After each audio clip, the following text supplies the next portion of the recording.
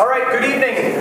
Good evening. So we're here tonight to talk about a couple different things. We're here tonight to talk about active shooter. We all see what's going on around the country. The Bennington Police Department has pretty much been inundated with calls from different groups, different organizations, and quite honestly, we can't keep up with all the requests that we have to do active shooter training. Tonight, we partnered with the Vermont Department of Health, the Bennington Rescue Squad, the hospital, and the Medical Reserve Corps to bring this program to you. It is being filmed. That's because I'm old. It is being projected live, and there'll be reruns on CAT TV. So we thank our partners at CAT TV for being here and making this possible so others can see it. Off to my left, I have Sergeant Stemp. I have Lieutenant Grandy. We have Jill from the medical center. Jill plays an important role at the medical center. She's in charge of the emergency department. Katie Van Dale is here from the Bennington Rescue Squad. For those of you that don't know me, you should. Been around a long time. Paul Doucette, Chief of Police and Public Safety Director. I have my good friend Dee here from the Vermont Department of Health, who really called and said, hey, can we meet? We need to talk about this. This is an important topic. It's important to us, and it's important to all of you. And then off to my left, I have some of my staff that work evenings. Christina Gabers is a dispatcher. She's going to fill you in briefly on some of the things that she expects from you when you call to report a critical incident. Sergeant Harrington is here, and Corporal Sharshan is here as well. All tactically trained people, and have some pretty good training in first aid. So we're going to share with you some of the things that we have experienced. We brought some equipment here with us tonight because some of you don't know how well is the Bennington Police Department prepared to handle a critical incident or an active shooter. We're going to show you that tonight. And then we're going to get some of you, for those of you that sat in the back of the room, shame on you. We're going to go hands-on here. We specifically put in our press release that this was going to be dynamic, and we're going to have fun. And if you sat in the front of the room, you're not going to get wet, but you will participate. So I want to make sure that if I offend anybody or if my people offend anyone, I'll apologize up front. We're not going to pull you and put you in a wrist lock and drag you up here, but we do ask that you actively participate. And heck, we could make you, like, you know, a star on America's Got Talent, but Bennington's version of that. So with that being said, we're really going to get started here. This is not to make you nervous, but it's to show you real life, you know, what can happen here, and we want you all to be prepared for that. So what's going to happen here really quickly is so that we can put some of our tools away. Some people are like, well, you know, if I'm sitting in my office or I'm sitting in a building, I really have no idea what to expect. I have no idea what the gunshots sound like. What's going to happen when people scream? Where's my phone? What am I going to do? And all these things start going through your head, and it hasn't even happened yet. Gunshots, right? Gunshots. Okay? These are what gunshots sound like. These aren't like firecrackers. These are real gunshots. So tonight we used an M4 with a blank adapter, and we used blanks. So it'll get a little more intense. So you say to yourself, oh my goodness, what do? I need to run and get a first aid kit. So if you work at SEAL, where is your first aid kit? In your building? Office. Oh, good, because we want to protect the office, right? We don't care about the workers that are someplace else. So, what about up at Daly or Peckham? Where's your first aid kit? Depends on what building you're in. Office is right in the entryway. Okay. In the plant itself, or to the receiving office. Perfect. We've got numbers, garages, and everything else. We've got them. Perfect. So you have those. So somebody runs and says, oh my goodness, my friend's been shot. And you go and you grab the Johnson & Johnson first aid kit. Right? I like to have fun. I like to have some humor. But I'm going to show you a couple things, right? So people in their office at SEAL, is this our first aid kit at SEAL, something similar to this? Yeah. So like the local schools and stuff, we have first aid kits like this. I love you, but I'm going to pick on you. What about up where you are? You have first aid kits like this? No? Well, we have Band-Aid boxes. Band-Aid box. Band-Aid boxes, good idea. All right, so you get to your first aid kit and you say to yourself, oh my goodness, they bought this thing down at the local Walmart. Can't say Kmart because they're not here anymore. So how do I get into this? Well, the plastic's not even cut, and how many people carry a knife? I do, but I didn't get into the box, right? So you get into this first aid kit and you say to yourself, oh, now you got all this stress and all this drama. People are yelling and screaming, and your friend that you're sitting next to is bleeding, and you say to yourself, holy smokes, they got a gunshot wound. Let's see what do we got here. Band-Aid flexible fabric, junk. Okay? We have clear strips so that people don't know we're wearing a Band-Aid. Not good. Okay? Oh, look! Hey! Band-Aid. That's perfect. I have a stab wound or a gunshot wound, and I need to put some Band-Aid on because that's going to make it feel better, right? Not happening. Oh, look! A first aid book. So wait, hang on. Hang on! You're going to get out your book and you're going to take a look. And look, we have all the emergency numbers we can put on the back. Doctor, hospital, pharmacy. That's important. Call in the pharmacy because who knows, we might not even be able to get any medication unless things get going. What else we got? Oh, we have, Jill, look. We have 2x2s.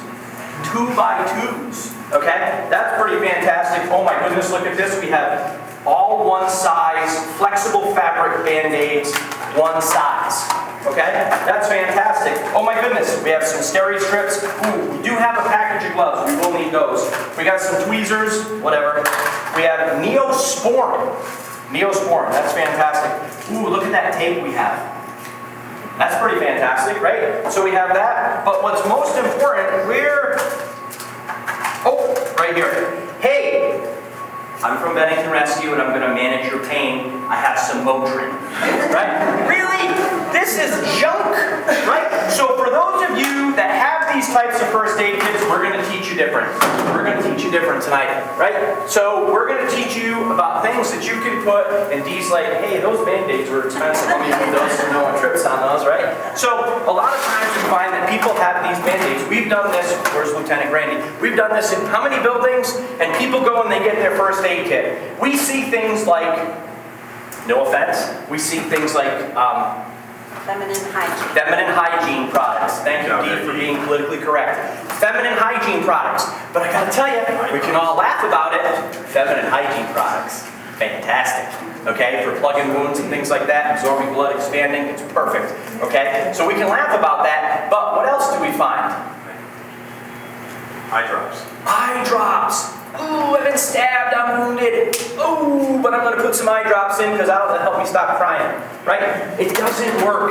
You have to have a first aid kit that's reasonable, that's going to be for things that are traumatic. Alright? So what do? We come up with things like this. And thanks to our friends at the hospital, we've got some really cool things that are different. So, come help me please. And Jill also. Right? So what we're going to do, thanks for sitting in the front row. You guys are super fantastic. Okay? So what we have here, right, we have simple things that are very inexpensive. This is Coban. It's not white tape. Right? It's not anything super special. It's Coban. How many people know what Coban does? Oh good. 1 or 2 or 3. That's fantastic. So Coban is super... Hold on, please. Coban is super fantastic. Oh, hey, you're a nice guy. Thanks for volunteering. No worries. Can I borrow your flashlight? Sure. Thank you very much. Ooh, that's a fancy pen. That's not going to work for me. Right? So we have this little flashlight here. We're going to get back to that. I'm just going to borrow it. I promise I'll give it back. If I don't give it back, Stu Hurt will buy you a new one. Okay? Maybe. So what happens is... give a break on your taxes. Do you get break on your taxes? I don't know about that. I don't want to get involved in that. So 4x4s, Coban.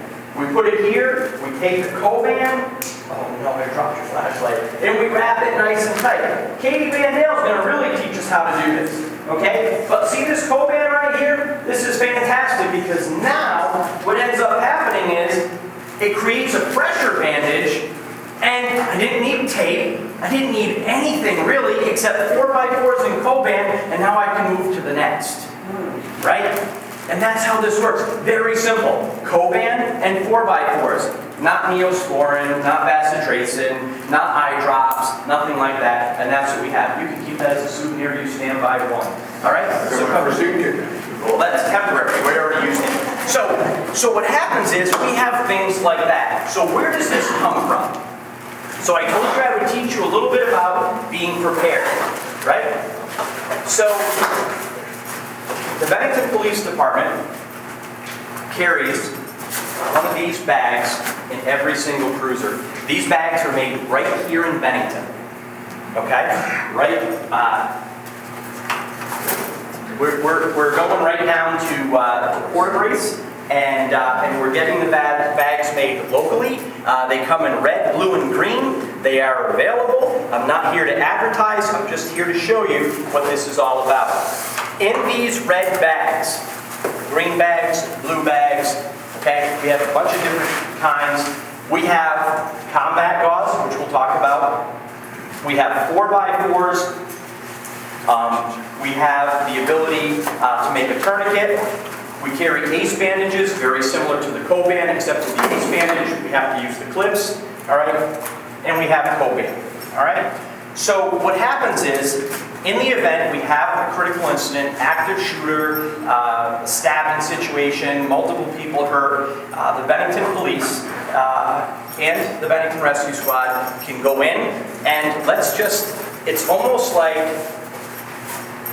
going in and saying, oh, we're hurt here, I'm dropping a bag to you.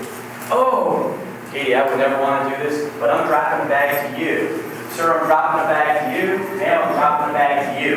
Okay? So what ends up happening is you need to know, and you will by the end of tonight, know how to use this stuff. You might want to help your wife. Maybe. You may want to help a patient, right? Or someone that's in the clinic, right? I don't know what you're going to do. You might want to help somebody, right? So it's called self-aid buddy aid. We do that, all right? You may want to help someone. You may want to help yourself. Because if that active shooting is going on, and the pops are going pop, pop, pop, or there's bad things happening, we're not stopping to help you. Bennington Rescue is not coming in the building to help you. Okay? We're giving you the stuff that you need. So you say to yourself, hey, how does this really work? What if there's an incident and there's someone bleeding because they've sustained gunshot wounds or what have you? So we're going to show you here, we're going to do a little demo. This is not going to be loud for you, but I want you to see what happens. So this is our bad guy. There's nothing really wrong with him. D is like Vanna. Okay? This guy right here, we're gonna put a couple of rounds into him using what we call simunitions. We don't have live ammunition here on the table. Okay? And what we're gonna do is we're gonna go very quickly and show you what it is that we would do in the event someone was shot. Yes, so just this is a training aid, and we're just going to show you very quickly. This is paint inside this little capsule right here, mixed with a little Tide. Just kidding.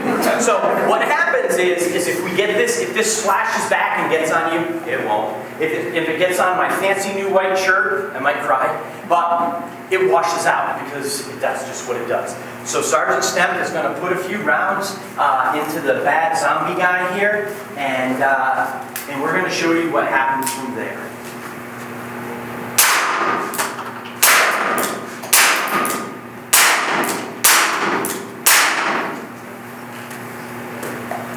Clear? Good. So, our zombie friend has been found with multiple gunshot wounds. Okay? And we come over and we say, oh goodness, he's bleeding. Okay? So we take a quick assessment. Lieutenant? Okay. Good shot. So, we make a quick assessment. I just want one of the bags like this. Who's got a red bag? You do. Thank you. So, we get our red bag, we open that up. Thanks. We open that up, and the first thing we're going to do is we're going to do the assessment. He looks bad, we're going to check him, he's bleeding, we're going to keep him talking, shh, active shooter, we got to keep things quiet, right? So first thing we're going to do is we're going to don these gloves, all right? Co-worker, friend, best buddy, whatever it may be, doesn't matter, we're going to don these gloves. Protect yourself first. Right. Always protect yourself first, okay? So we're going to put these gloves on. We're going to keep talking. Shh, everything's going to be okay. We're going to help you, okay? And we're going to go 4x4s. So what we're going to do is we're going to take this and we're going to go direct pressure and we're going to hold. And we're going to do the best that we can. It's not working, okay? I strongly recommend, and I am not an advertisement, I want to be clear on that, that if you have people that are working for you, you're in a building, you're in a school, you're in a factory, that you invest in Z-Medica combat gauze made by Quick Clot, comes right out of Connecticut, and it is something that we all carry. We carry it on our person, and this is what it looks like when it comes out. It is expensive, okay? This is about $34 right here, but $34 versus an employee's life or a friend's life, and what it is, they call it Z-Medica, and it Z folds. See the Z? We can make a lot of Z's with this, okay? And then what happens is, we would come here, and we would take this, and we would start packing the wound. And we're going to stick this in here, and you're just going to pack it in. Yes, your fingers are going to go inside of somebody's body. We're just going to keep packing and packing and packing and packing it in there until you can't pack it any further. Okay? For training purposes and to save time and to save some of this Quick Clot for all of the volunteers that are going to come forward, we're going to save this for you. Okay? Because once Katie gets going on her project, you guys are going to want to try this for sure. So, all right? So we're going to pack this, right? Just like this, and we're going to put this back over the top, and we're going to try to close this up as best we can. Okay? And we're going to hold and hold and hold. And there's all sorts of different ways to do this. I don't want to take away from Katie, but you're going to pack that wound. Gunshot wound, stab wound to the torso. Katie's going to get into the tourniquet aspect of things and how we do that. But that's where having a real first aid kit for trauma comes into play. You have to have the tools in order to do the job. If you don't have the tools, you lose lives. If people bleed, they stop breathing. If they stop breathing, they're done, right? So we want to make sure that we have the tools to do this, okay? So we're gonna pack him up a little bit and put him away. We're gonna put him back. We do train with these. I want to just share with you that at the Bennington Police Department, so at the Bennington Police Department, we train with these zombies. We actually bring them out to the range. We shoot at them, and then we take them and we render first aid. It's something that we practice. We practice on the range. We do self-aid, we do buddy aid, we use tourniquets. If that doesn't work, we use our shoelaces.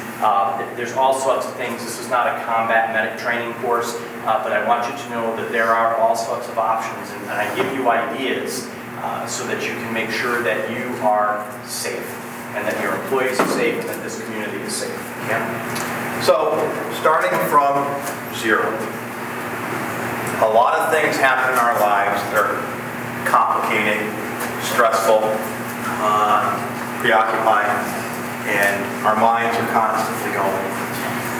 We are in a world today, we were inundated with messaging and texting and phone calls, social media, and our minds are always going. They never really rest, even when we're going to work or we're leaving work. So this is about situational awareness, and this is what we teach. It's that when you're coming or going from somewhere, specifically work, you need to pay attention to your surroundings. Know what is out of place, doesn't look right, doesn't smell right, having your cell phone while you're walking up to the office and doing this, and not paying attention to what's going on with the person who's standing next to the entrance that you've never seen before. It just doesn't ring right. The back of your hair starts sticking up. That's the time you need to be paying attention the most, especially when you're leaving work. And I know a lot of people here about because of work and workplace violence and active shooter, be a good witness. So if you're coming or going, pay attention. Put your cell phone on. Look around at cars, people sitting in cars that just doesn't right. You've never seen the car before in your parking lot. All the windows are up, and it's really, really hot. The car's not running. The person's outside the car, standing by a tree at the corner of the building, and it's a 90-degree day, and they're wearing an outfit that just doesn't fit that weather, or vice versa. Those things you need to pay attention to. Package out of place. It doesn't belong there. It probably shouldn't be there.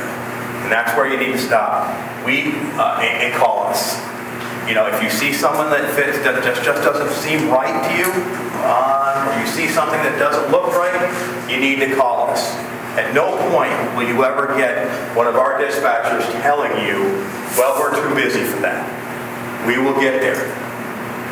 Be diligent. It's very, very important to know your surroundings. Know your escape routes. So when you're inside a building and you're in your office building, our building's 3 floors. It's secure, nobody can get in there. But if you're in this building, know your escape routes. Know your hiding places. Know where your threats are. If you're sitting in your office up at Daly's, where are you going to go if you hear someone down the hallway and you hear the gunshots like you heard just earlier? Where are you going to go? Do you know where you're going to go? You're going to stay there? You're going to run? You're going to hide? You're going to fight? So the important thing is, first of all, know your escape routes. If you cannot get out your escape route, then you need to prepare to hide. You need to make yourself shut everything, shut lights down. I can tell you, most active shooters are over within minutes. Anywhere, the national average for an active shooter is somewhere between 5 and 7 minutes, and they're done and over. Whether it's police contact or the shooter takes his or her own life. Once a shooter decides that they want to do what they're doing, and once they reach the first gunshot, they know. They've done the research. They know how much time they're going to have to do what they intended to do. 5 to 7 minutes.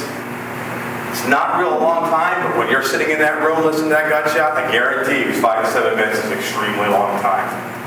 So they want to create as much damage as possible in a short period of time. So they are going to look for the obvious targets. Whether the person, if they have an intended target, or they just want to do something to that establishment, to that workplace, because they've got let go and they feel like they've been wrong. They're going to move as fast as they can. So it's very, very important for you to be quiet, lock your doors, barricade your doors, and be ready if that person is able to get into that room. What does that mean? Prepare to fight, right? It's a tough thing to do. You're in the room and you've got a chair, you got a desk lamp, you may have a small monitor, and some other things, and the person's going to come through with a gun. What are you going to do? You've got to prepare yourself to fight. So when you sit in your office and you're doing your normal day-to-day work, look around. Look around. What would you use to protect yourself? The tower from your computer? That's pretty heavy. A chair? You can put the person in the corner. There's all kinds of things that you can use. I'm sure I've got multiple scissors in my cup with all my pens and stuff like that. There's all kinds of things that you can use to protect yourself. You just need to know what those things are and identify them. Simple as that. You know, that's the world we live in. You never want to look at your workplace as, oh man, what am I going to use if someone comes in here and shoots up the place? But that's what we live in. That's where we are today. So when you're in there and you hear that gunshot, and we call that stimulus indicators. That's what we look for. All our officers are trained. We are very, very fortunate to have the police chief that we have, who's very progressive on training. Sergeant Stepp and I have been to some of the best training in this country. We've been down to Washington, D.C., we've been to North Carolina, and we stay on top of the most recent trends in active threat, which we now call active threat, not so much active shooter. Single officer response, as you remember, and I'm going to keep this short, Columbine was the change of everything, right? Before we used to go, we'd surround, set up a perimeter, we'd call out SWAT, SWAT would come in, SWAT would take care of it, right? We don't do that anymore. Then it was, as we progressed from Columbine, it was, all right, the patrol officer is they're going to get together, and it's going to be a four-officer team. We're going to breach, and we're going to go in and take care of the threat and then address victims. We no longer train like that. We train single officer response. Officer goes and deals with a threat. If four patrol cars are not pulling in, when that first one pulls in, the officer's going right to the threat and dealing with that. The officer's going to look for stimulus indicators. Stimulus is a gunshot. People screaming. Indicators are stuff like bullet casings, blood trails. So that's the way we train today. If you are secured in place, we will come find you. Trust me, we will find you. It may take time. Even if your door's locked, we'll get in. But we will tell you it's the police. You'll know it's the police. We have our ways of doing things. Some things we just won't tell you. You won't know until the day that comes, because we don't want to give that information out to any potential issues in the future. So we will come and find you. When you're in your room, you shut the lights, close the drapes, be as quiet, barricade the door, be as quiet as possible. Calling 911. And I'm going to have Christina come up and talk to you. When you call for the police, and I would never discourage anybody calling from 911. Does anybody know when you call 911 where that phone call goes? Not here. Right? Right? It goes to some dispatcher way up north somewhere that has no idea where you work, or the fact that you may work on, Dewey Street. I can tell you that this morning, with 911, there was some confusion that a road in Powell was actually in Bennington. And we had to tell the 911 dispatcher, no, that is in Powell. That happens. They're not familiar. They have no idea if you say, I work at, the Bennington Police Department's not good, but like NSK. They have no idea what that would mean. So, 911 is still is a good resource. But if you call the 1030 number, the 442-1030 number, you are going to get a Bennington police dispatcher that knows everything about this community and the businesses here. So when you're in there, and then I'm going to give it to you, Christine. When you're in there and you're talking on the phone, you're talking to that dispatcher, make sure it's safe to do so. Don't make any noise. Don't make any calls. Don't speak if you think that threat is right outside your door. That dispatcher will not hang up that phone. even if there's silence, that operator will stay on the line until the line that he or she tells you, I'm going to discontinue this phone call, because they know that you're with the police at that point. So, calling loved ones, tough to do. Can't tell you, I can't tell you what I would do if I was in your shoes. Hard to do, but you have to survive the incident as well. The best thing is be that best witness. So when you call in and you get the dispatcher, Christine's going to tell you a little bit what to expect. So the first thing that we're going to ask you for is your address. Know your address where you work. There's a bunch of different locations for SEAL, for elementary schools, the hospital, there's the CLR, there's the hospital. Know the address that you're at. That's the first thing we're going to ask you. The second thing that we're going to ask you is where you are in that facility. Bennington Health and Rehab. I'm at 2 Blackberry Lane. Okay, where are you in the facility? First floor, second floor, third floor. You've got to give us some indication of where you are in your facility. Then we're going to ask you, what have you seen? Have you seen a male? Have you seen a female? Have you seen a person with a gun? Do you hear gunshots? Have you seen somebody with a knife?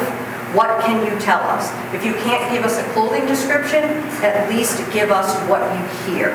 You may be under your desk and say you heard gunshots out in the hallway and you just shut your door.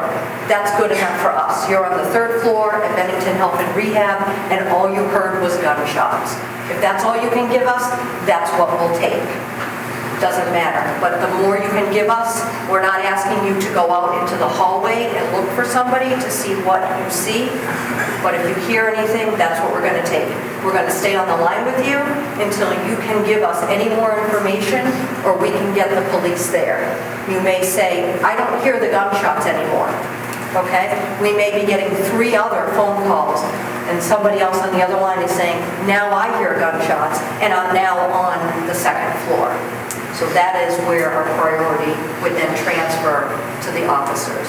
We can't help you if you're screaming on the phone and we can't understand you or you're crying.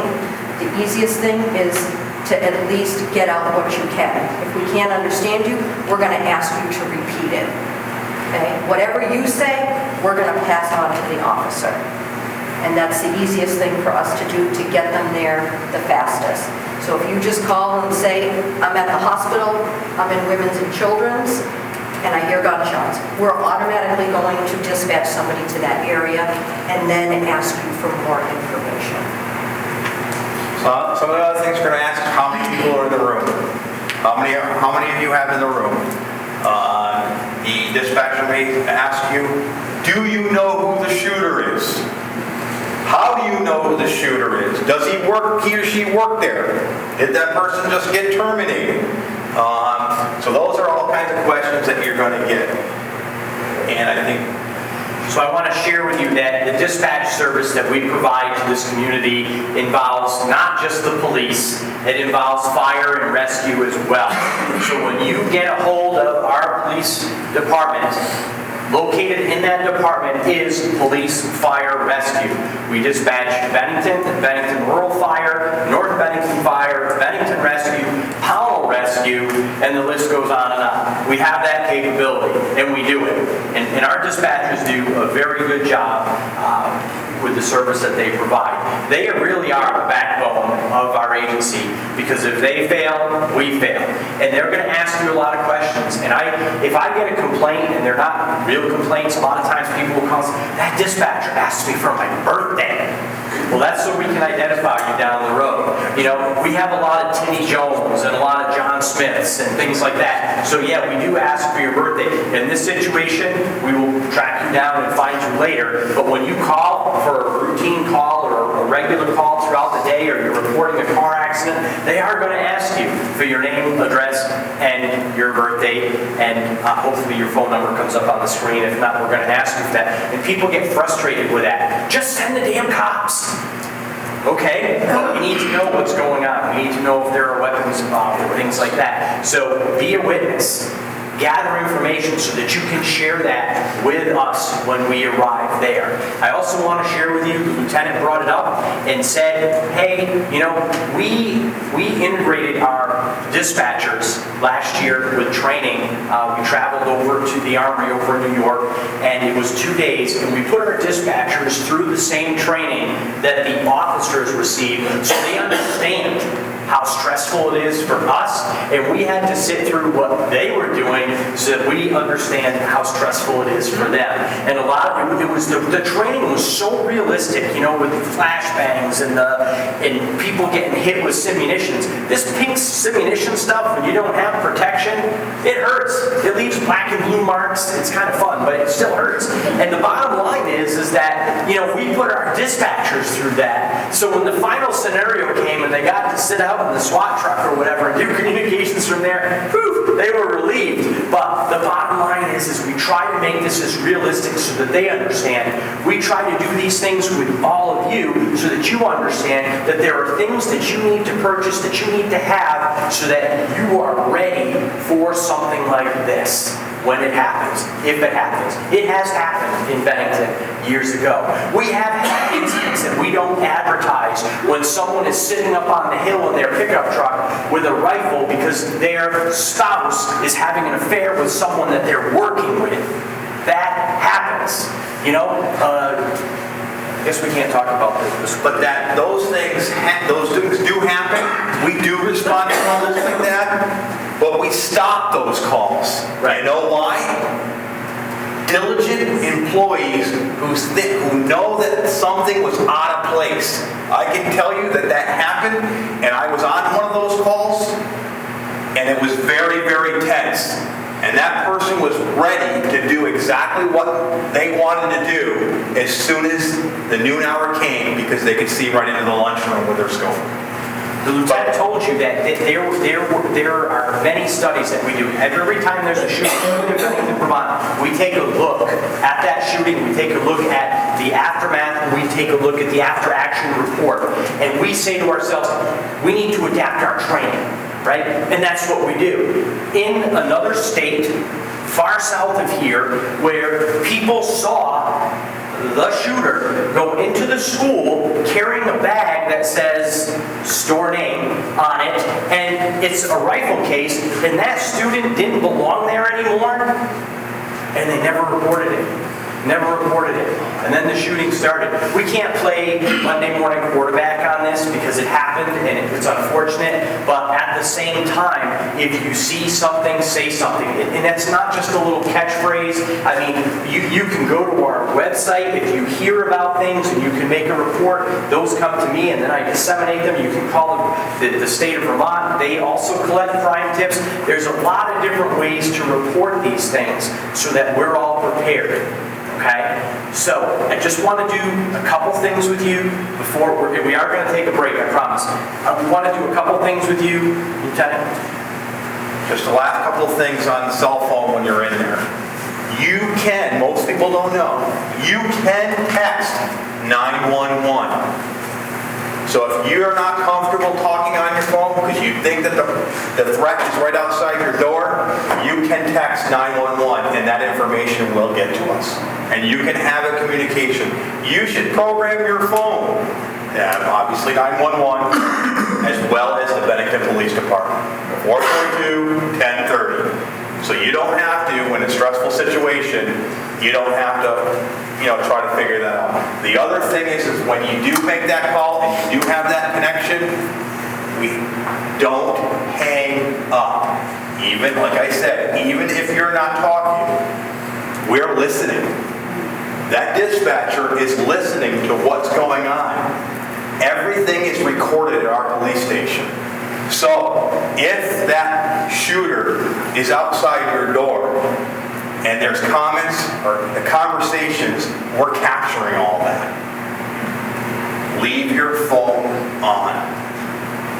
And if you're afraid that the dispatcher's talking, what can you do?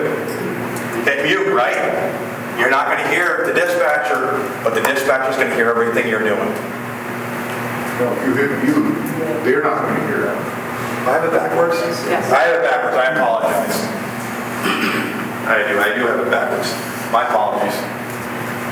So, So we're going to have a question and answer part once we're done with our presentation. So what I'd like to do, just before we take a break here, and I don't want any of you to leave on the break, I just want a volunteer, someone that's probably like the size of Sergeant Harrington, to come forward.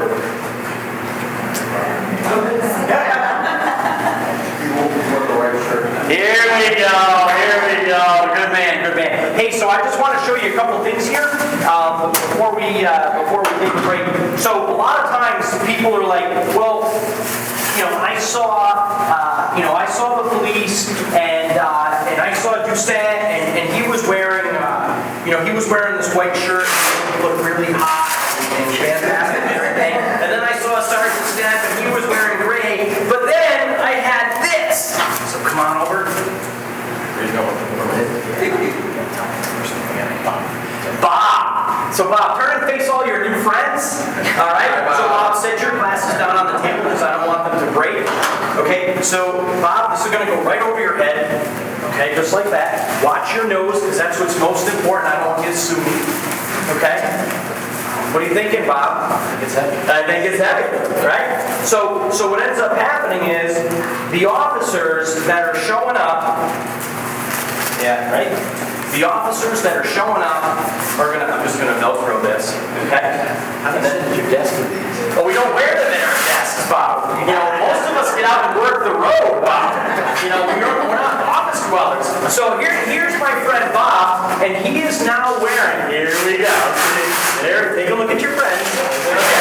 All right, so Bob has got this vest on, right? And he's kind of bouncing around already. Now, I'm only about 178 pounds. I have one of these, not in my office, in my cruiser. Okay? There's groin protection, which I'm not going to reach for at this point. But what Bob has, he's got ballistic channels, he's got a throat protector, and he's got plates. Turn around so everybody can see, right? So he's got full protection here. Okay? So he can get in a fight, he can roll around, he can take a rifle around, hopefully never, and he's very well protected. Alright?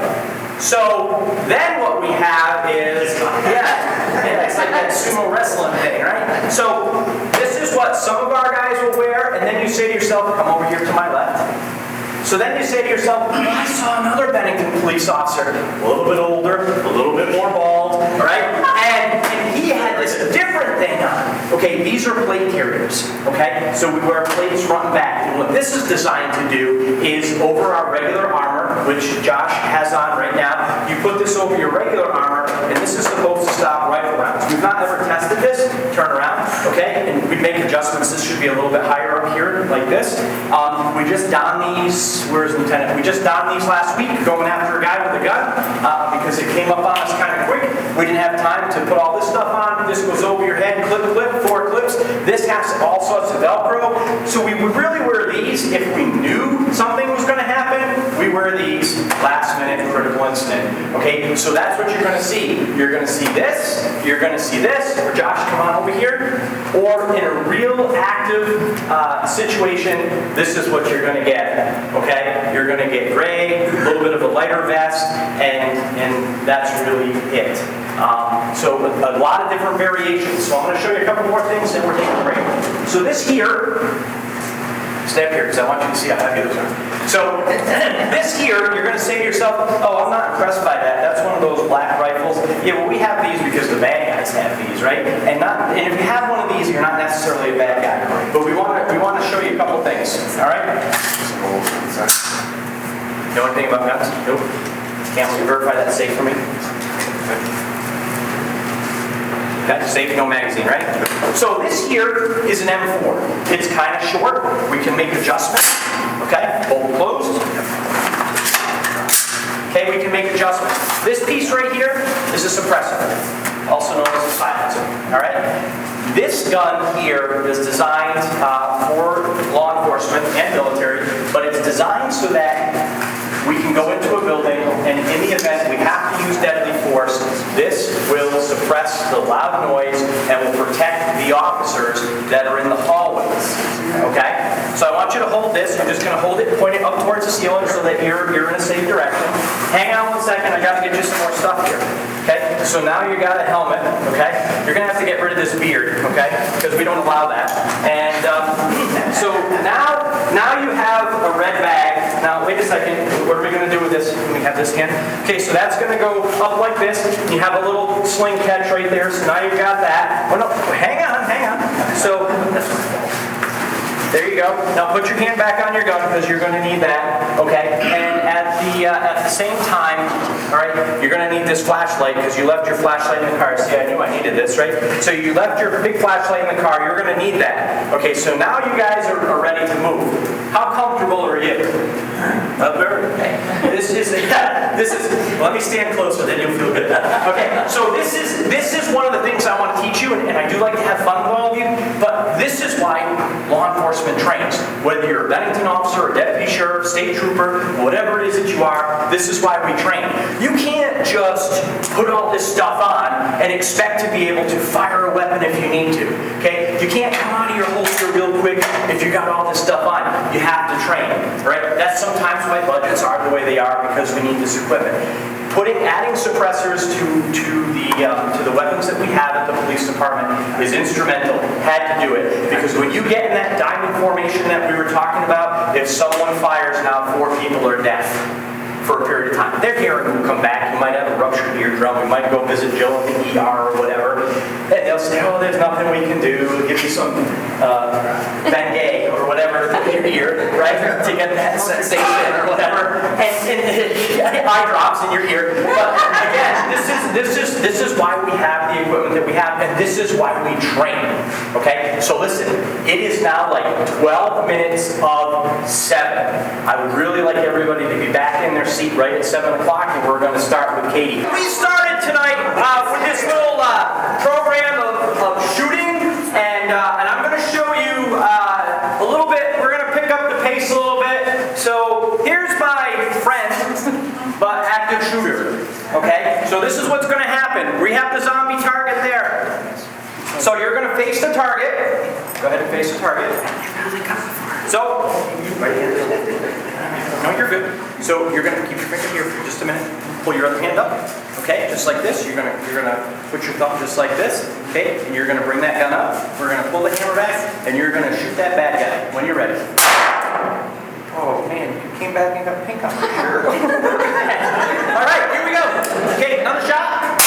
Boom. Okay, so we've had an active shooting. Officers responded. We have a person down. Ross and Michael, go for cover.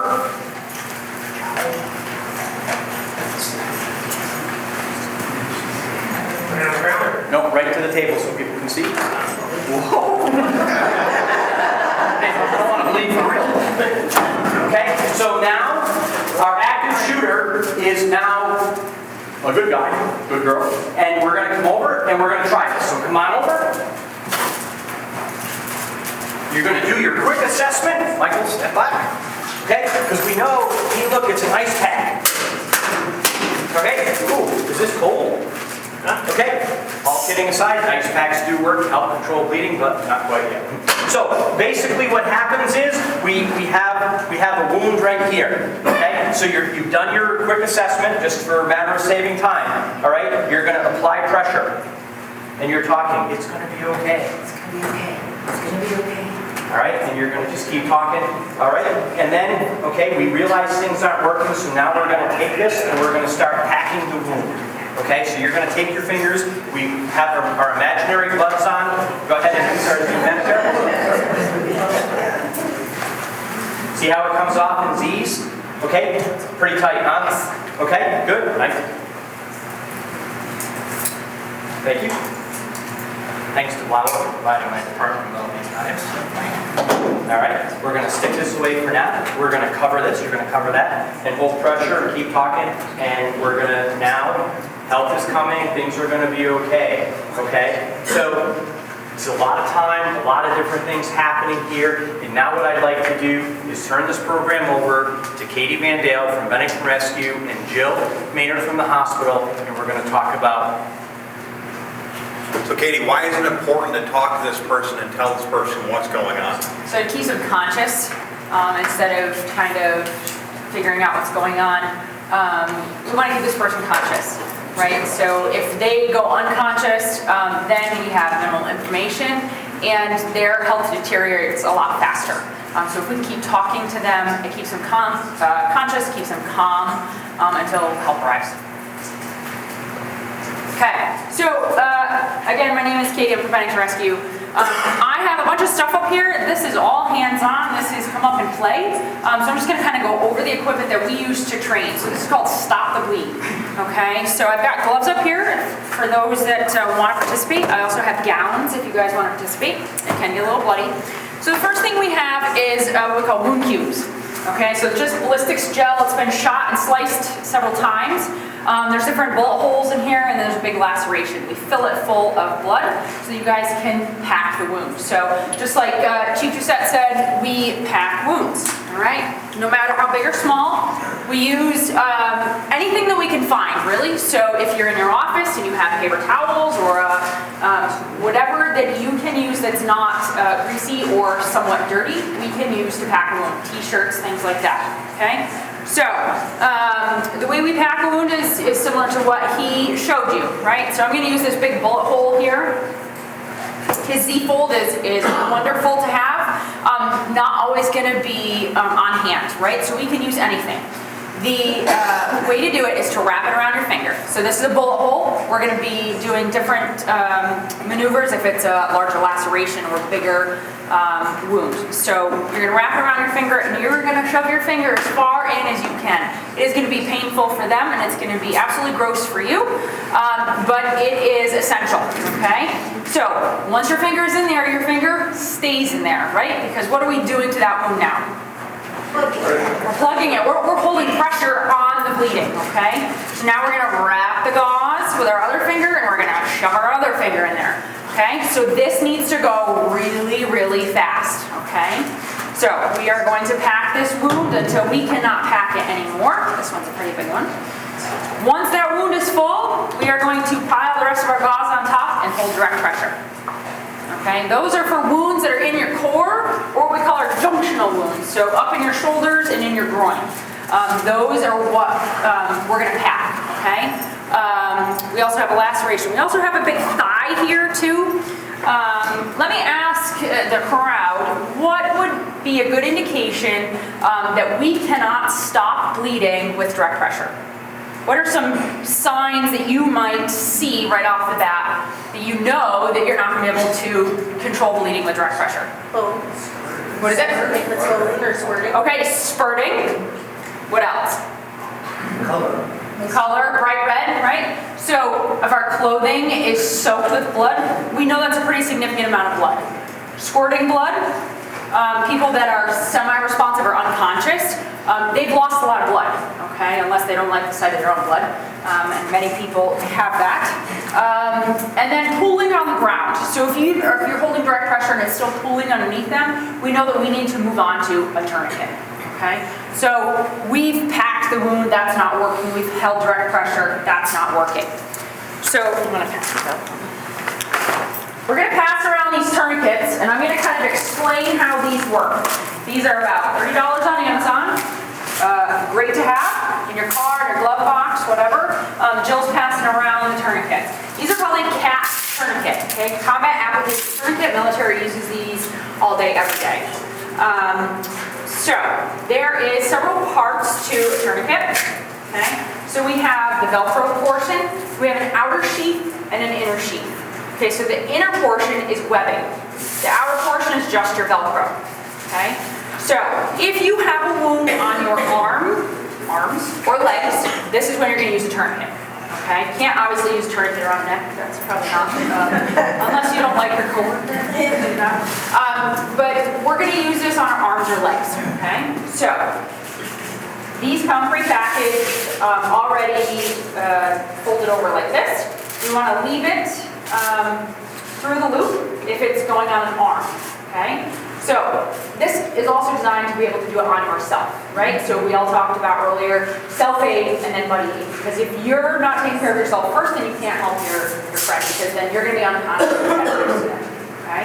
So we slide this on. there are some other pieces to this tourniquet. You have this white piece. You'll see it says time on there, okay? We are going to un-Velcro this piece, and you guys can all practice this up here. We have an arm that leads, okay? That's pretty cool. All right, so we're going to pull this off, and we're going to re-secure it on the other side of the plastic. This big stick, okay, it's called a windlass. This is connected to webbing inside of the tourniquet.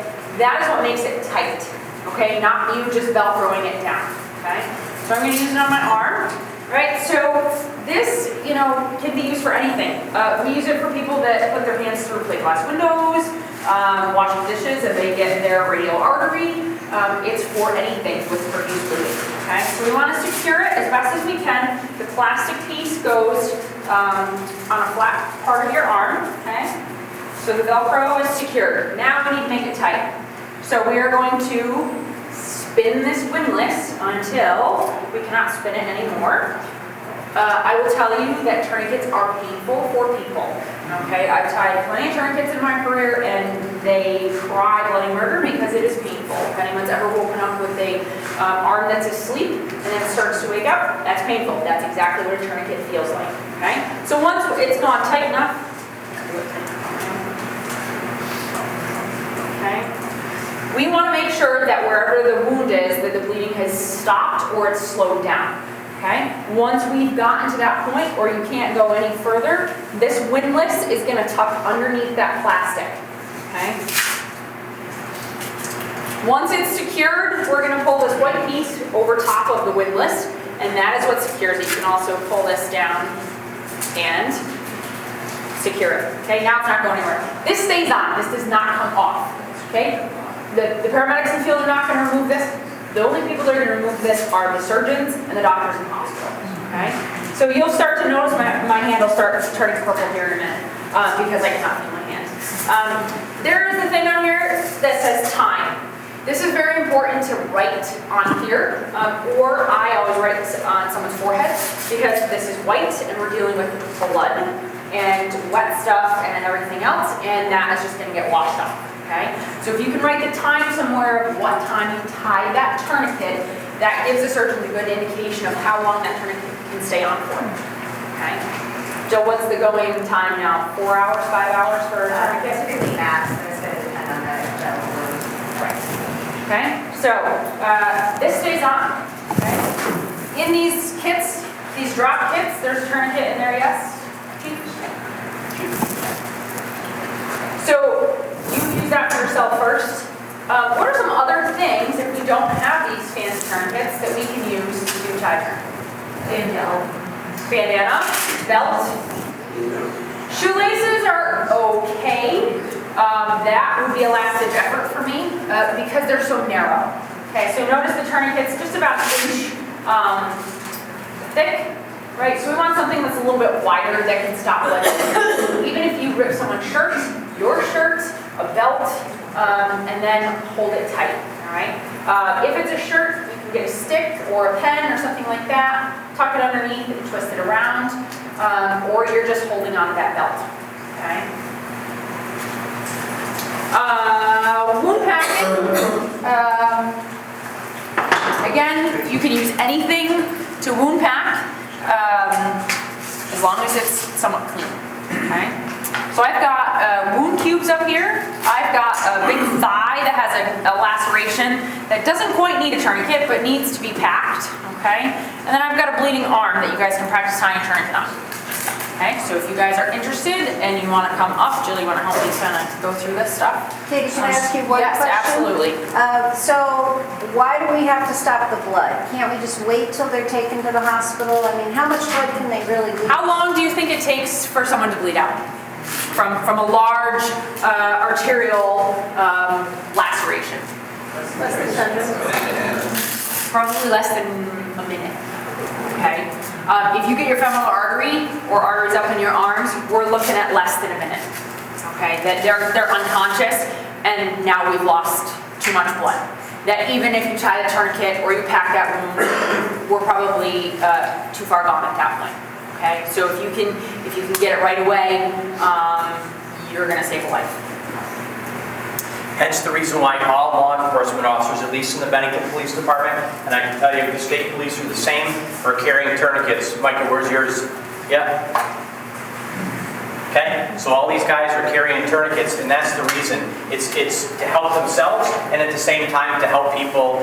We have officers in the schools, we have officers doing details now at the hospital, and it is a quick response. That's what it's for. You know, when I first came on, we carried a gun, we carried handcuffs, we carried a couple of speed loaders. Now we carry everything under the sun to include individual officer first aid kits. We carry these red bags. I showed you the heavy-duty equipment. I mean, yes, I've been around for 30 years, and yes, things have changed.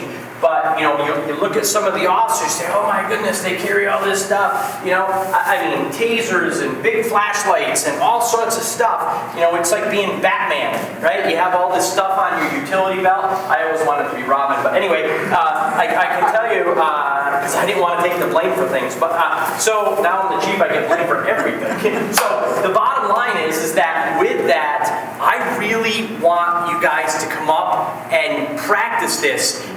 And Jill is just going to talk to you for 2 minutes about what to expect when you suffer some type of traumatic injury and you land in the emergency department at SVMC. And then I really want you guys to come up and try this. Don't leave, because we're going to give you more information, and there might be some free things at the end. You never know. But the bottom line is, you guys got to come up. Even if you come up and watch somebody else do it, I know some of you are dressed very nice. We have these wonderful gowns for you to try on, and maybe you could take that home as a prize. I don't know.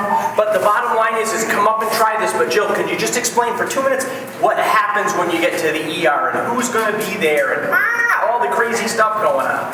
He's never heard me talk, so 2 minutes is not a lot of time. But so in the emergency department, the response to trauma varies depending on the injury and the wound. We use a system called triage. It's a French word to sort. In the event of an active shooter, we could have a couple different things. We could have a shooter that's gone to a facility with the intent to harm a large number of people. Therefore, we could get an influx of patients, which is going to require that we triage and treat the most critically ill first. We could also have a local sort of active shooter where someone went in for a target and we only have the one victim that might be you. Let's hope it's not. So when you arrive to the emergency department with a gunshot wound, let's say, we can't determine the extent of the injury based upon the wound. So you may have a very local, isolated wound to your lower abdomen, but the injury internally can be so significant depending on the weapon. I'm not a specialist in weapons, I'll leave that to these guys. However, the extent of the injury can be quite severe. And so you are going to have an influx of a team that responds. It's going to include physicians, specifically trained emergency room physicians, specifically trained emergency room nurses, staff from the imaging department. We may need CAT scans, we may need x-rays, surgeons, anesthesiologists in case you need to be rushed to the OR to be stabilized. The other thing is that law enforcement comes into the department and they're there for various reasons. One is they need to try to get as much information from you as they can while we're rendering care, but they also are there to make sure that it's safe there, because if they've not isolated the shooter, we don't know if they're coming to the hospital to finish what they've started. So one of the things that's important to know is that the hospital works very collaboratively with the police department. We do this on, I wouldn't say daily, but a nearly daily basis, not gunshots, but working collaboratively with them over a patient, where we can provide the care that we need to provide while they can get the information that they need to protect the community. So in the event of a trauma in the emergency department, there's a lot that goes on. There's a lot of people in the room. However, we practice, we train, much like Chief Doucette said that they practice and they train, we do the same thing. And it's not every day that we deal with gunshot wounds in this community, thankfully, but it does happen. And so we have to be ready, because you never know what's going to come through the door. And so it's quite busy and active, but everyone has a role. Everyone knows their role. They perform their role. Our community hospital will stabilize trauma patients. Depending on the extent of the injury, they're often either aeromedically transported or ground transported out to tertiary care centers with trauma teams. But because we don't have a trauma unit, we are the trauma unit at the emergency room. And so we function very similar to large-scale hospitals. Perfect. So, guys, all kidding aside, we're going to just spend a little bit of time with this. I took my gun belt off because I want to show you that this is white shirt and all, right? So this here, I really want people to come up and try this. This is actually a hoop because you don't realize how difficult it is at times to control the blood flow. And, this gives me the heebie-jeebies because I don't have a lot of hair left. And I can remember going to the barber when I was younger and you'd have to put one of these silly plastic things on, right? So you didn't get hair all over you. But they go on just like this. And you put it on and you're really not going to get dirty. And I would really love for you guys to come up. That's what this is all about. Look, it even has thumb holes, right? Because of your kids now, like if you have grandkids, right? Woo, cool, right? Everything's cool. So you put this on, and we're going to come up and we're going to try this. Can you time me up, honey, please? The other thing I want to say is, So bottom line is, Cam's going to tie me up, and I'm going to come over here and I'm going to try this. And I want all of you to come up and at least watch and maybe try this out and see how easy this is. We need people like you. You guys are here because you want to learn. And I'll tell you that in some of these shootings that we've studied and stuff, people that stick around and stay behind are the people that are important to us that are going to help us out. Not everybody runs from the scene. Some people want to help, and we need people to help and be prepared. Absolutely. You watch it time and time again on the news, and you see all these things, and these are all kind of neat, and they're exciting, but without this, we're not going to save lives. So if you really should come up here and just, be part of this and learn what you could do to save someone's life. So guys, I promised that, this quick clot, I know some of you have already asked, where can we get quick clot? Where can we get quick clot? Like CVS and Walmart and places like that, they don't sell it in the black package like this, but you can buy quick clot to put in your bag to go hiking. You can use it if you fall off the lawnmower and get hit by a blade. A lot of the stores do sell this. You don't necessarily have to order it from a vendor that Katie and I deal with. You can get it locally. But the bottom line is let's say I just recently assisted the rescue squad with a situation where a person went through a plate glass window. I got to use a tourniquet. I got to use a quick clot. It was really fun and cool. But the bottom line is that I felt like I knew what I was doing. Katie's been giving us instruction for a long, long time now. As the lieutenant told you, we've been all over the country training, and I mean, we've gone and done some really silly things with firearms training and things like that, where we actually go. We have suture kits in case we're out in the field and we have to suture one another. We have staplers because nowadays you go to the hospital, right? You don't always get sutures, right? You get staples. We staple one another, and Not one of those. well, we could if we wanted to. We could if we wanted to. No, we did. Unfortunately, we used pig parts. Yep. Unfortunately, where the instructor came along and did his thing, and then we had to suture them up and stuff. It's just amazing what we can do. We did this under stress, under live Yeah, fire. they were shooting at us and stuff with simunitions, and it hurt. But anyway, bottom line is, so guys, come on up and check this out. I'm gonna try to make this happen for you and show you how to do this. it's full.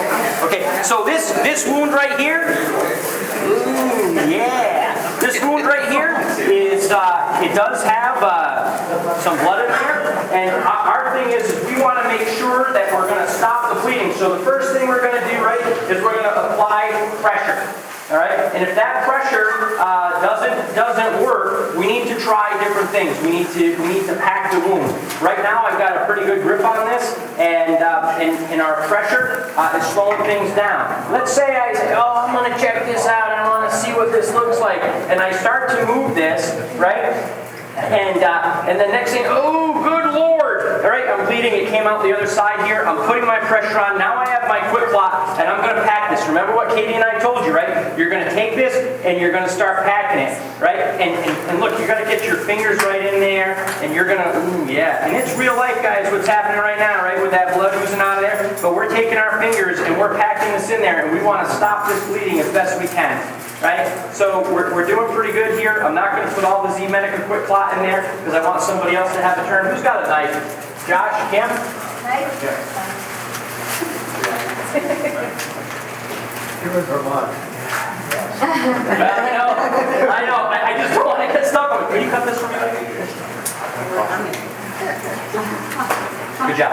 Okay, so I'm going to finish packing that right in there, and then I'm going to do my thing. I'm going to cover it right back up, and I'm going to hold pressure, and then I'm going to get my co-band, and I'm going to wrap it up, and I'm going to make it nice and tight. I've wrapped up plenty of people and taken them to the emergency department. I love it. I love the excitement, but what I love most is that we're actually helping people and saving lives. Okay, so there's that. So listen, there's a lot of different things going on here, and I would love for somebody to step up and have a turn. I'm going to take this out here. Okay, so I'm going to take my quick plot out of here. Okay, and it's going to be somebody else's turn. So I've got 2 more cubes up here. If you guys want to pack, I've got a laceration that's full. I've got a bullet hole that's full. We can fill this guy up, and this arm actually bleeds. I just have to turn it on, and you can try tourniquet. So bear with me. I know everyone is up here. We can only do so much at once. Okay. All right. Something like that. You gonna tie tourniquet? Yeah. All right. Okay. So stand in front. So I just want to let you guys know, Bennington Rescue does carry tourniquets on all the ambulances. We have them on all of our bags, as well as quick clot. So we do carry. Okay. Well, wait a second. You're gonna wait. Okay. So. You ready? Look out. Stand back. Go. Oh, God, they're bleeding all over the place. Look at that. Oh, jeez. Whoa, sorry.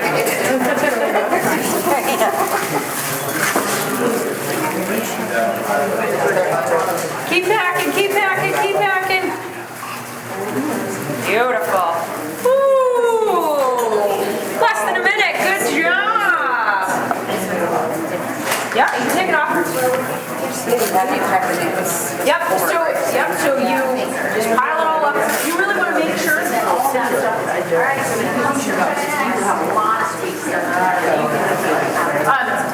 There's a lot of space in a wound. You want to make sure that wound is completely full. If you feel as though you're not getting enough pressure with your hands, if you are in a junction, if you're up in the shoulders, if you're up in the groin, you can kneel on it as well, okay? So put your body weight on it. I would not recommend kneeling on a chest, but in a groin or in your shoulders, you can definitely kneel on it. Wonderful. It'll be all right, who else wants to try a tourniquet? Come on down. And there's gloves at the end of the table. Yep, you're good. Now just direct pressure. Hold it really tight in your hands. Awesome. Good. Beautiful. Good job.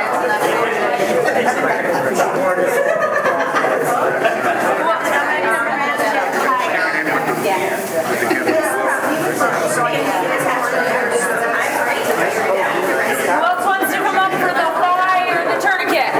Come on, everyone wants to try it. Okay. You want some gloves? Yes, I'll get up. I can stand back here. We've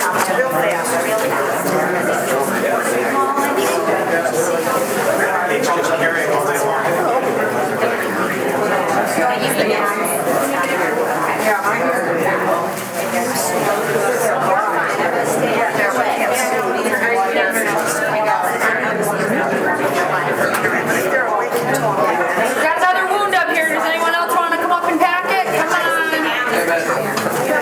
The kids are way better at doing this than you guys are. They loved it at Mayfest. They're like, yeah, I want to stick my fingers into bloody wounds. So what you're going to do is you're going to pat it off.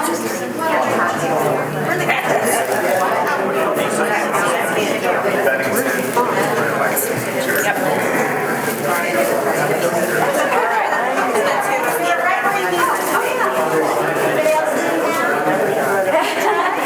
Alright, so you want to undo your Velcro. Here, I'll make it bleed a little bit, and then we'll practice. Okay, yep, slide it up the arm. Pick your arm right up. You're going to put it, with the tourniquet, you want to put it 2 to 3 inches above the wound, okay? There you go. Okay. Now, perfect. Hear that. There we go. It's easier with a human, really. Okay. So undo your white thing.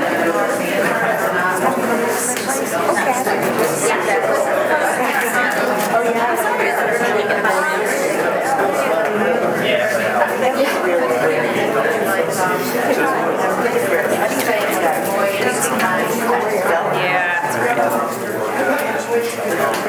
Fred's just gonna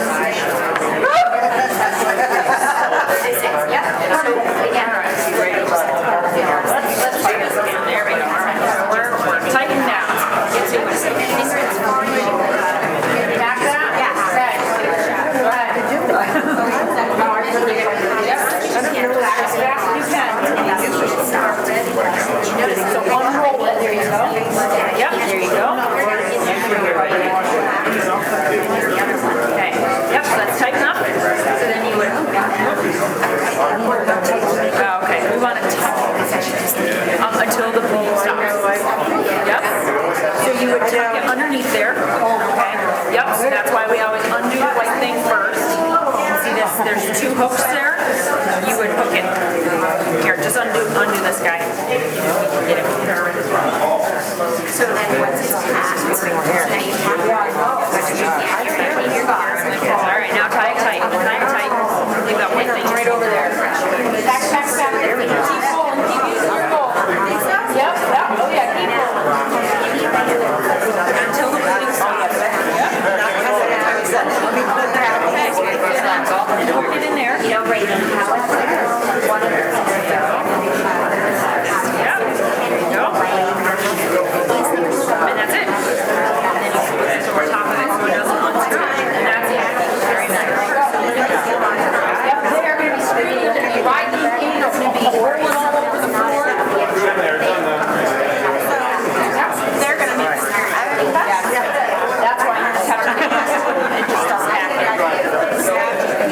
Okay, who else is going to try a tourniquet?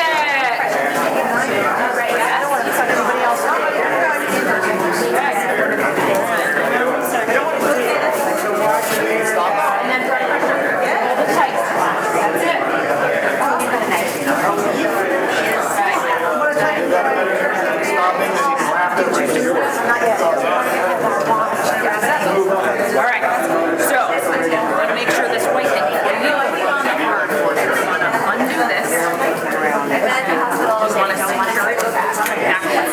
We want this space open to hook it. So this I call this stick. Stick. Thank you. All right, you ready? Okay. Goodness. Holding it all this way. So you're going to be 2 or 3 inches above the wound. Are you I need to get this run up for you in my house, so I did that. So this is just Velcro.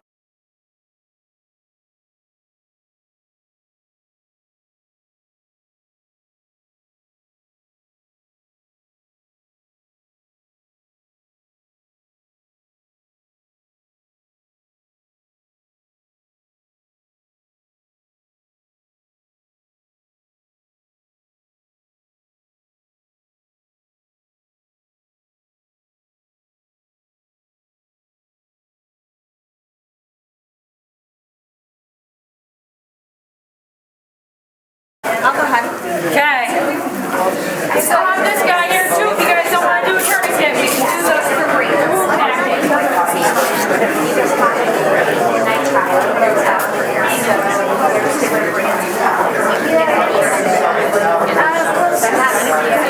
Alright, so undo your white. Always undo this piece first so that you can work it in. Some are long, some are short. Easy to do with the gloves and everything all the way, right? Okay, you ready? You can use the cloud or you can talk to the band. Nope, you're good. Arms are not going to be in buckets in real life. Yep, there you go. Secure it back to itself. Yep, you're good. So 2 to 3 inches above your wound. Okay. Yep. Your hook is over here. So you start turning it down. You want to keep spinning until the blood stops.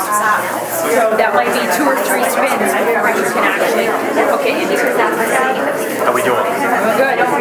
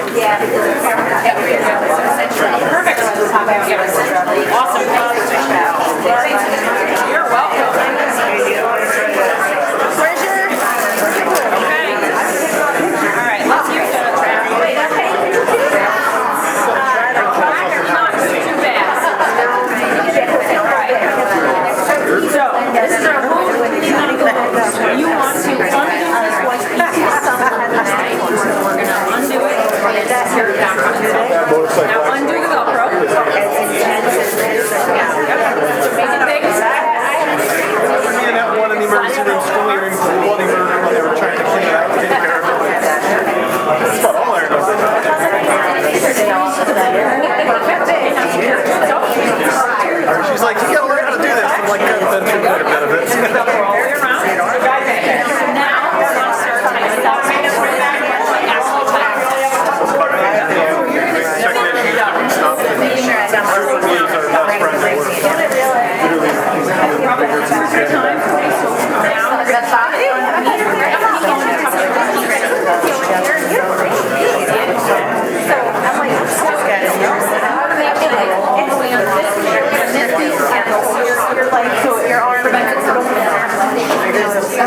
Okay, and that's it. That's all I'm trying to do.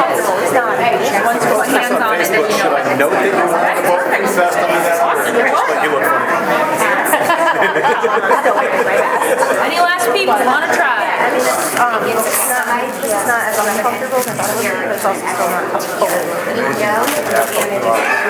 I know. And that's Some things we make up, this is an old triage Meant to maneuver around and throw kicks and punches in. because this was my arm.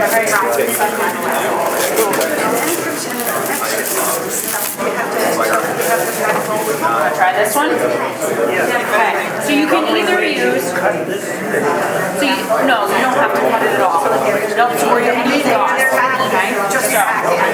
Yep, so you can use anything really. He was using a commercial release. So with gauze, yes, so with gauze, I always recommend doing this, and then just packing it, okay? So go ahead.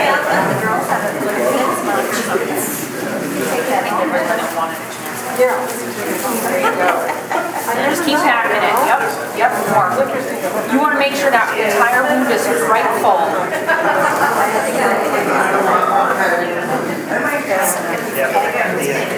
Yes, and then right on top of it. Yep, so you want that wound as full as possible. So you come over. Yep, that's it. So guys, we're going to get started here. It's almost 20 minutes of 8, and I promised to be done by quarter of 8, and sometimes I talk a little too much. A couple things that we realized that we just want to go over with you. Lieutenant Brandy talked about run, hide, fight, and making sure that you get as far away from the situation as possible, especially if it's an active shooter. And we want to emphasize that to you. That, you know, we don't want to be heroes, right? Lay people don't want to be heroes. You have to rely on the police and the equipment that we have to actually run in and neutralize the issue or the problem. You guys don't need to do that. We do appreciate people that are trained in first aid to stick around and after the threat has been neutralized to give us a hand because it is chaotic. Okay? One of the things that we didn't touch on that I love the most, right, is everybody here has had fire extinguisher training, and we talked about pull, aim, squeeze, sweep, pass, pull, aim, squeeze, sweep. And these fire extinguishers, these 5-pound fire extinguishers, are absolutely incredible. If you're in a room and put your hands up in front of your face, because I don't want to pay workers' comp. So if you're hiding in a room and you hear someone coming and it's a bad person, you can very easily take this 5-pound extinguisher and slam them with this. Okay, if you're in fear for your life. However, if you are a little bit older or a little bit smaller in stature, you know, pull, aim, squeeze, sweep, okay? Because what ends up happening is the dry chemical in this will cause you respiratory problems, okay? If you can't breathe, you can't fight. All right? Fire extinguishers are an amazing tool in the event of an active threat. So that's something to think about. Somebody else brought up the fact of, hey, you know, what if the police have us locked down for long periods of time? And although I do appreciate the medical center providing us with these pretzels and peanut butter, and boy, these chocolate chunk cookies are amazing. I didn't have one, but I want one. I wanted to open up the peanut butter thing and put it on here, but anyway, that's hummus. Oh, it's not peanut butter? I am not a healthy individual. I guess not. Jill, bring that back to Tom D and say, no thank you. So, anyway, love Tom D, great administrator, love you. But the bottom line is that, guys, in your offices, whether you work in a medical office or you work at SEAL or you're up at Peckham or wherever you are, you should have some type of snack in your office. I don't care if it's healthy or unhealthy. Think about, well, I'm going to date myself. Remember all those Snickers commercials? It was Snickers really satisfied? Boy, they did too back in the younger day. And but you have to have things in your office that are going to keep your people quiet. People get hangry, right? No matter what's going on, people get hangry and they want something. And sometimes, especially if you work with kids, they want something. And we've worked with the schools, and I don't want to give up all the secrets on the schools, but they do have snacks, they do have bottled water. You all should have that too. If you're running a large facility or an office or whatever, you should have bottled water. It lasts for years, bottled water. I know we're trying to save the environment, and I'm really not trying to be funny, but bottled water is important, especially if you're there for 12 hours. You need something. If you work in a facility that's really big, like up in Shasbury at Peckham's Dailies, I always get confused, but you should have Home Depot 5-gallon buckets or Tractor Supply 5-gallon buckets for obvious reasons if you can't get out of a room. If you drink bottled water, you're not holding it for 12 hours. Those buckets are amazing because they come with a lid. Stop and think about all of the little things that you can do to prepare yourselves for a catastrophic event or a critical incident where you work, where you play, and be prepared. Make your first aid kits. Make your trauma kits. Listen, we talked about this, right? You can go to Walmart. I said that earlier. You can go to CVS. You can go to the pharmacy, wherever. You can buy all of the stuff that we have here at one of those stores.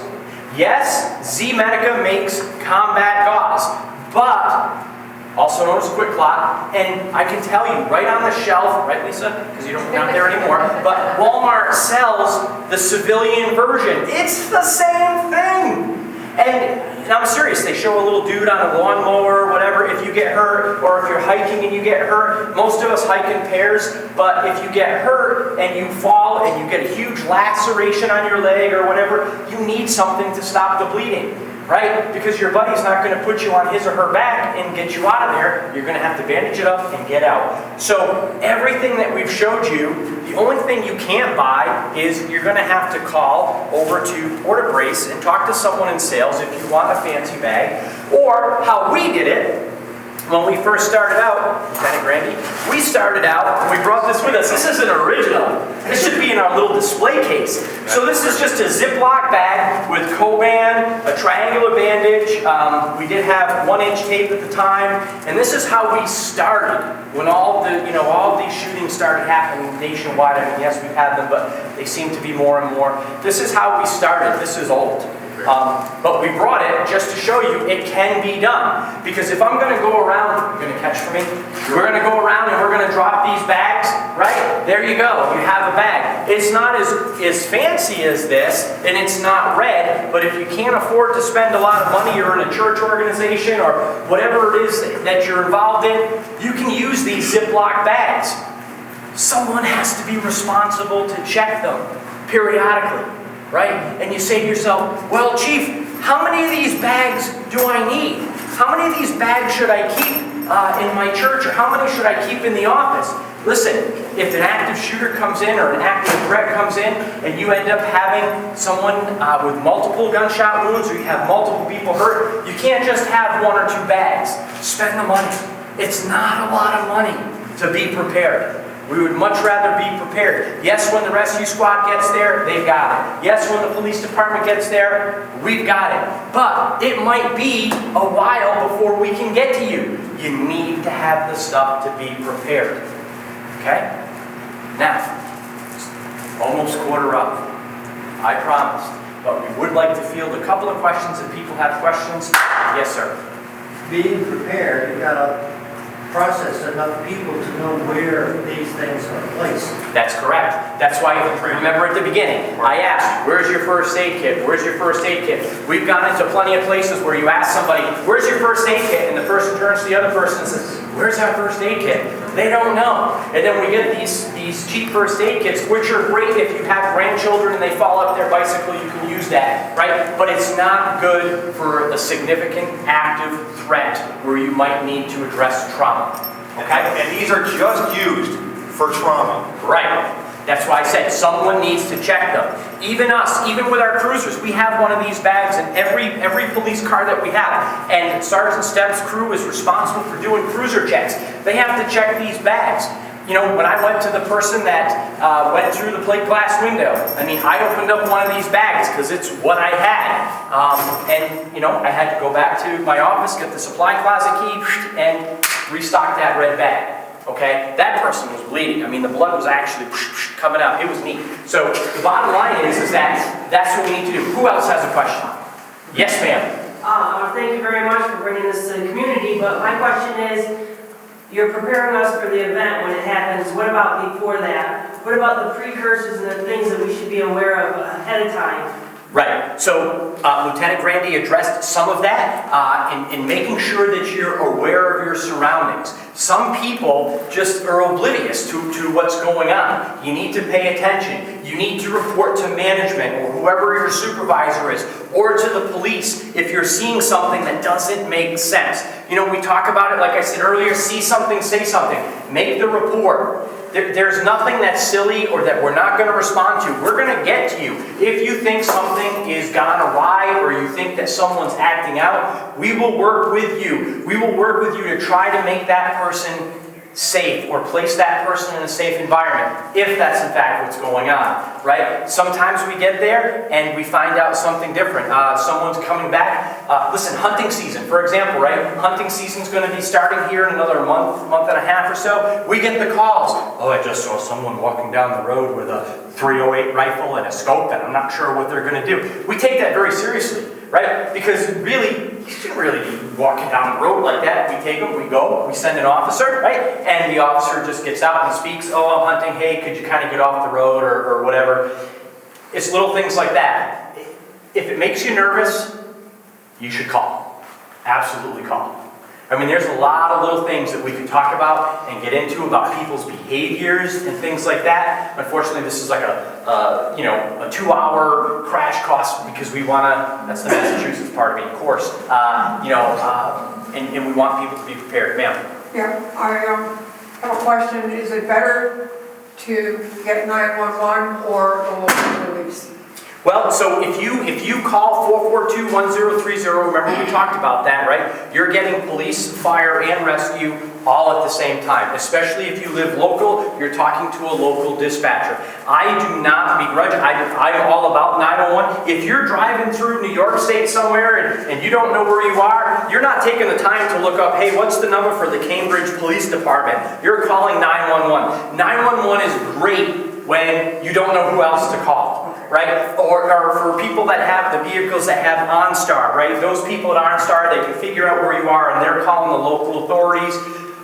But if you know where you are and you know the number to the police department, then that's who you should call. Again, all those calls at 442-1030 notify police, fire, and rescue all at the same time. Sir?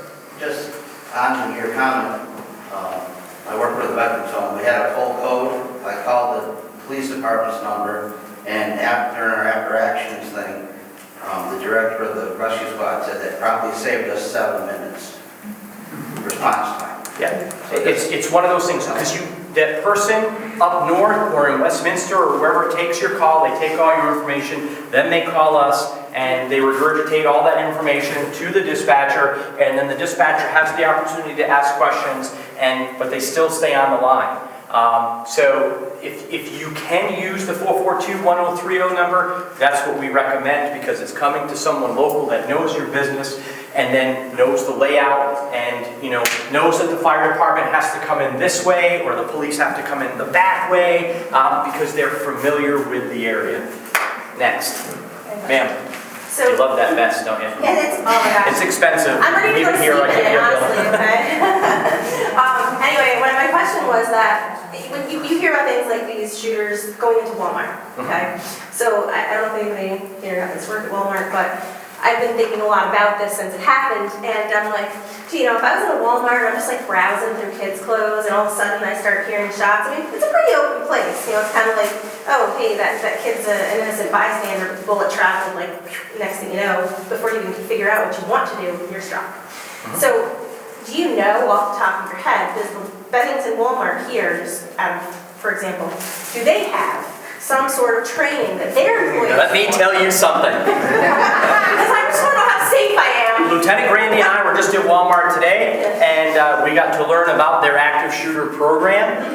They were super psyched to see what we were doing here tonight. They called us down. They're, I guess you would call it a general manager. His name is Chad. I don't know what his last name is.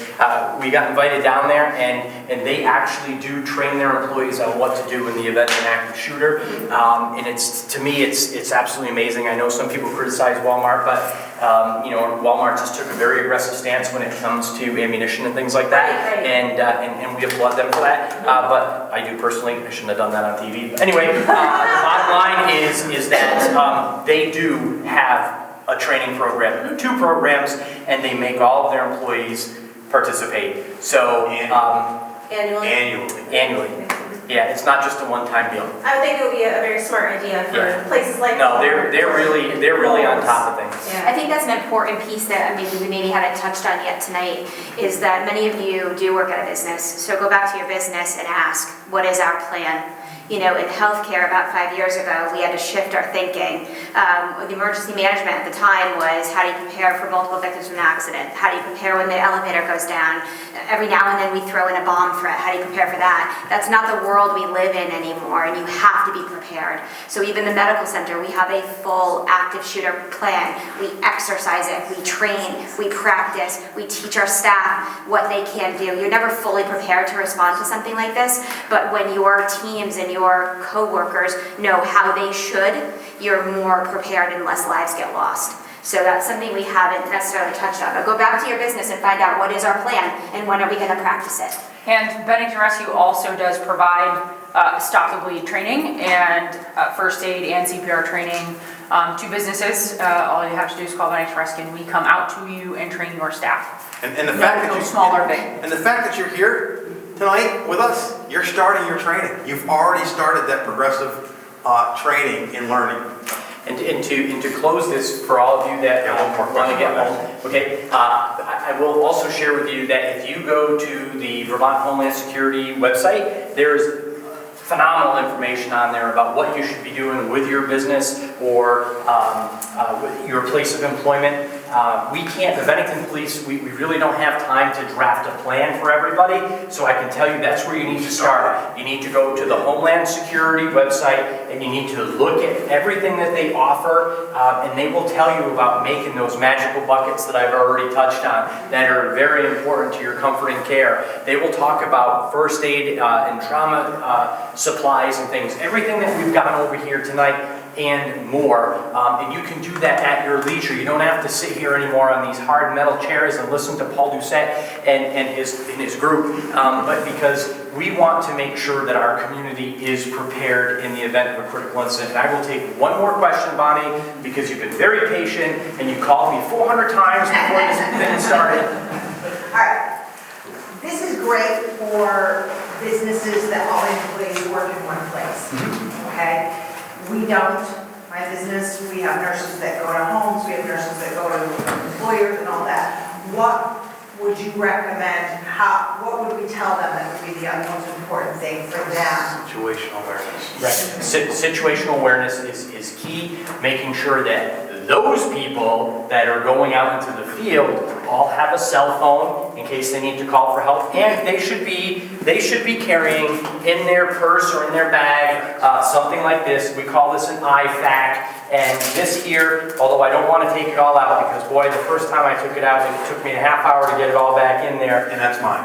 And this is Cam. And so this is everything compacted, and this right here is about $120. I know it's expensive, but people that are in the field that are by themselves should have something like this. All of my officers have these, and and it's important that they have the equipment that they need to self-aid in the event that something goes wrong, but situational awareness is key. If they are not comfortable going into someone's home, and we've seen it, we've gone with nurses in DCF and other organizations into people's homes, and sometimes it's pretty scary, right? Sometimes we send more than one officer, and the bottom line is that situational awareness is key. If they're not comfortable, then they back out. And I'm just going to add on that. You should have something started with them, some type of check-in, check-out. So if you know they're going to a home, they should sign out somewhere with however they would do it, and then when they're done, they sign back out saying that I'm done with that patient, or that house, I'm on to my next one. And keep in constant communication. Okay? Everyone, I just want to thank you so much for coming tonight, and I really appreciate our first responders in our community. We owe them a round of applause.